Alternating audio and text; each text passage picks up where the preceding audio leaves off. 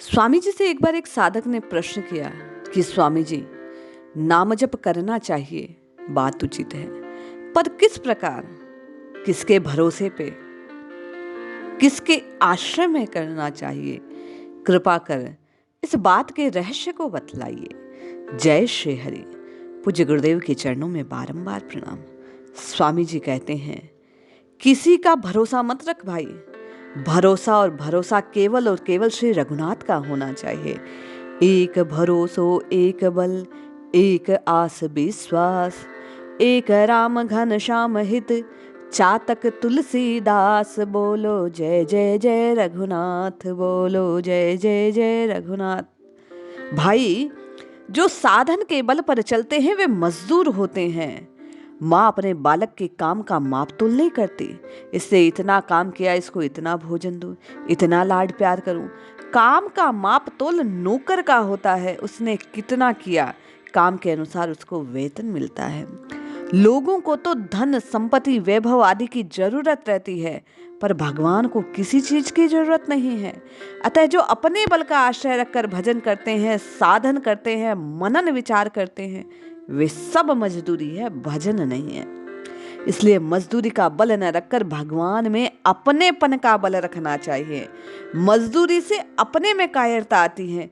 मेरे में ये बल नहीं, मेरे में ये योग्यता नहीं, इतना साधन नहीं, मेरे में ये कमी है। जैसे वे उदाहरण देते हुए कहते हैं कि सुनो, जब भरत जी भगवान राम से मिलने जाते हैं तब उनकी 3 गतियों का वर्णन है। जब वे अपने बल को देखते हैं तो स्थिर हो जाते हैं कि कहाँ मुझ में इतना बल। जब वे माँ की क्रिया को देखते हैं तो पीछे हट जाते हैं उनके व्यवहार से।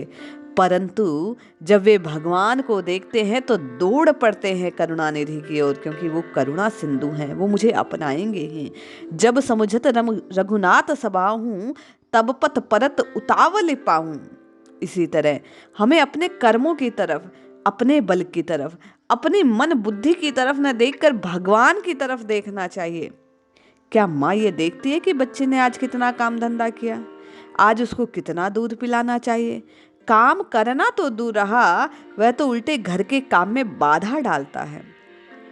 परंतु माँ बच्चे को पेट भर दूध देती है।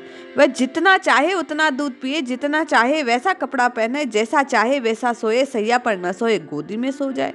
ये बात तो अलौकिक माँ की है। माँओं की माँ वो रघुनाथ जी हैं। वास्तविक माँ तो बड़ी अलौकिक विलक्षण है। ऐसी विलक्षण माँ भगवान के लिए अपनी योग्यता का विचार करना मूर्खता है कि मुझ में क्या योग्यता है परमात्मा को पाने की। अरे, अपने साधन में, भजन स्मरण में कमी करना मूर्खता है। आज भजन स्मरण कम तो कम नहीं किया, पर भजन स्मरण में बल पर भगवान को प्राप्ति कर लेंगे, ऐसा अभिमान भी नहीं करना है। हमें अपने बल से भगवान को नहीं खरीदना है, प्रत्युत अपने आप को अर्पित करना है, शरणागत होना है, भगवान को आत्मनिवेदित कर देना है कि हे नाथ, मैं आपका हूँ, आप मेरे हैं, मैं आपको भूलूं नहीं। पल पल इस बात की पुकार करते रहें। वास्तव में हम अपने बल के अभिमान में निर्बल हो रहे हैं, अपने धन के अभिमान में निर्बल है, अपनी योग्यता के अभिमान से अयोग्य हो रहे हैं, अपनी चतुराई के अभिमान से मूर्ख बन रहे हैं, अपनी विद्या के अभिमान से अविद्वान हो रहे हैं, अपनी क्रिया के अभिमान से नीचे गिर रहे हैं। वास्तव में हमारे पास अपना मानने योग्य कुछ है ही नहीं। केवल और केवल रघुनाथ जी हमारे हैं।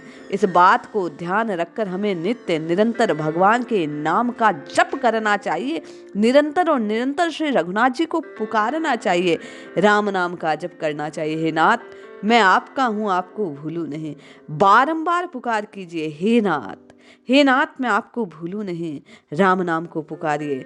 प्रभु को अपनी असमर्थता बतलाते हुए कहिए, नाथ, आप ही कृपा कर मुझे अपना सकते हैं। इस प्रकार बारंबार श्री हरि के नाम का कीर्तन कीजिए, राम नाम की प्रतिध्वनि कीजिए, बारंबार राम नाम को पुकारिए। प्रभु करुणा सिंधु है, दीन बंधु है। निश्चित मानिए आपके नाम जप को सुनकर करुणामयी पुकार आर्त भाव से जब आप प्रभु को पुकारेंगे तो स्वामी जी कहते हैं प्रभु तो दूर है ही नहीं, वो माँओं की माँ, हम सबकी माँ, वो प्रभु रघुनाथ जी हमारे पास दौड़े आएंगे, हमें गले से लगा लेंगे। आवश्यकता तो केवल और केवल रघुनाथ जी को प्रेम से पुकारने की है। कोई विधि नहीं है भाई नाम जप की, केवल और केवल भाव से, विश्वास से, श्रद्धा से, अपनेपन के भाव से प्रभु के शरणागत होकर स्वयं को उनके चरणों में अर्पित कर आप तो आर्त भाव से पुकारिए, निश्चय मानिए, मैं कहता हूं प्रभु आपको मिलेंगे। ऐसा स्वामी जी ने साधक को बतलाया। जय श्री हरि।